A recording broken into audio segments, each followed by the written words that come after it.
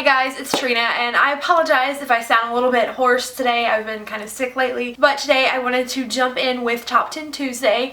Top 10 Tuesday is a weekly topic meme that is hosted by the blog The Broken the Bookish, and this week they're doing the topic of the last 10 books we added to our TBR. And I did this video last year when they did it, and it was just a lot of fun. I really enjoyed it. I've been meaning to do it again, and I just haven't. So these are the last 10 books I added to my Goodreads. Several of these books don't even have titles or covers yet, but if there is a cover that I can show you, I'll be putting it up right here. The book I most recently added to my Goodreads Want to Read shelf is an untitled so far book in the new series called The Shah Confessions by Michelle Hodkin, and this first book in that series is not going to come out until 2017, but what this is a spin-off and continuation of the Mara Dyer trilogy, but this is following the character of Noah Shaw from that book. This is going to take place after the events of the Mara trilogy, which I just finished reading that trilogy, and I wasn't really interested in Noah's story or anything about him until I got to that third book, and then I thought, okay, a continuation, I might be interested in that. So mainly I was just marking this one to kind of keep it on the radar. The book I added to my to-read shelf before that was Wayfarer by Alexandra Bracken. This is the sequel to Passenger, which I just read, and it took me a long time to get into Passenger, but that second half of that book was amazing, and I can't stop thinking about it, and it's going to be a really hard wait to get to this second book because of how things ended up. I need this second book like as soon as I can get it, so I definitely am looking forward to that one. I believe that this is just a duology, so Wayfarer is going to be the final book in that series, but I am really looking forward to that one for sure. Okay, the next book I added is The Imposter Queen by Sara, and I don't really remember what this one is about. It's about a girl who's pretending to be a queen, but isn't. That's kind of evident by the title. But I added this to my want to read list because of a review that was done by the blog Forever Young Adult. They had mentioned specifically that this book takes a lot of common YA tropes but does them in a refreshing way. Whatever it was that they had said about it had made me interested in reading it, so I figured why not put it on my Goodreads to read shelf. The next book I've added is an untitled book by Becky Albertalli. I recently read and loved Simon vs. the Homo Sapiens Agenda, which was her debut novel, and her follow-up book is not yet titled. I'm not sure when it's coming out, but the description of it is that it's going to be a companion to Simon, where it follows one of the characters, one of the side characters in Simon. It follows that character's family, but I am hoping for like a cameo appearance by Simon and his main love interest, because I need more of that relationship. And plus, Becky Albertalli's writing was just wonderful, and the way that she brought her characters to life.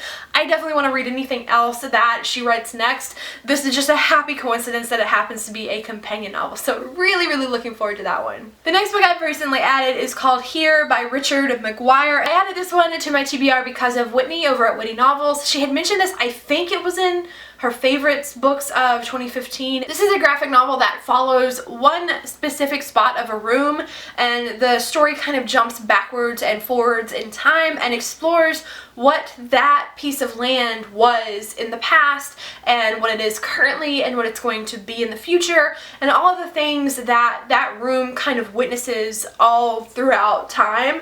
And that just sounds really interesting to me. That's something that I kind of frequently think about. Like if I'm driving down the road and I see a store, I'm like, what was this store 200 years ago? What was here on this land? And I just think that that would be a very interesting concept to kind of explore. The next book I recently added is called Written in Red by Anne Bishop. I believe this is an adult book. It's like an urban fantasy.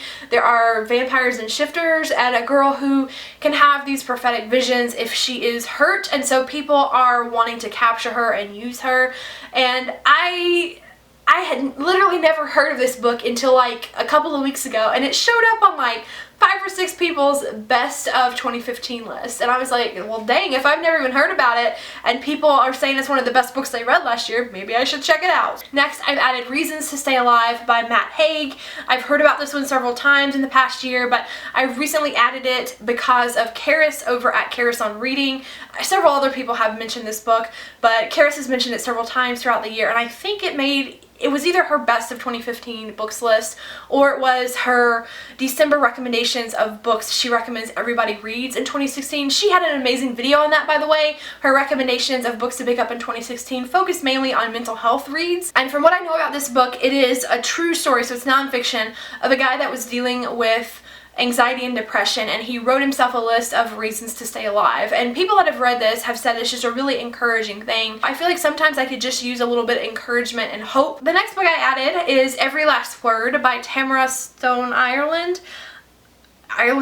This is a mental health book. I don't remember the premise. I know that in 2015 there were several YA contemporary mental health books that came out, and a lot of them got some really bad reviews about the representation of mental illness, and so I was kind of staying away from a lot of them, but I did notice that Every Last Word made it onto several best of the year lists, so I figured that I would check it out. The next book is Uprooted by Naomi Novik.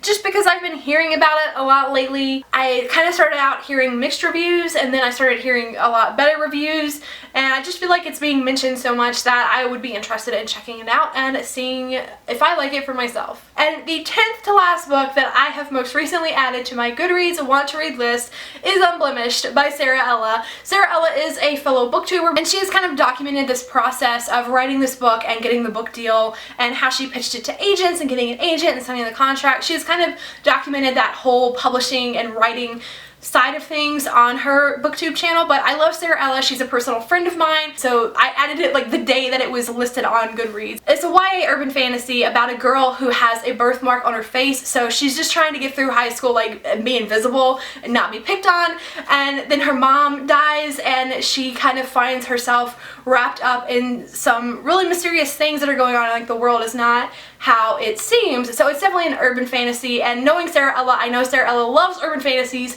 She's a huge fan of romance, especially clean romances, and just it's probably going to be a really hopeful, magical story, knowing kind of what Sara Ella's tastes are in books. So I don't know, I'm really looking forward to this one. I really want to see the story that she has created. Yeah, those are the last 10 books that I've added to my Goodreads TBR.